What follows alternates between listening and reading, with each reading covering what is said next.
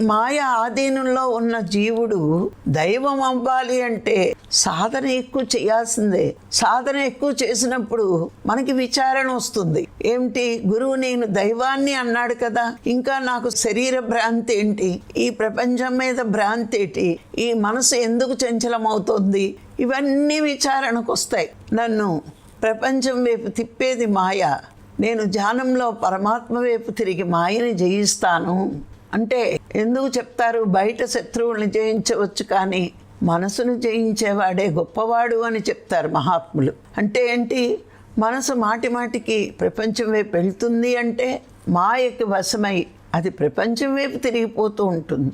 అందుకే మానవుడిని పతనం అవ్వడానికి ఏకైక కారణం, అత్యంత వినాశనం సృష్టించే కారణం మాయనండి. అందుకే మాయ పెద్ద వినాశకరమైన ఆయుధం అంటారు ఋషులు.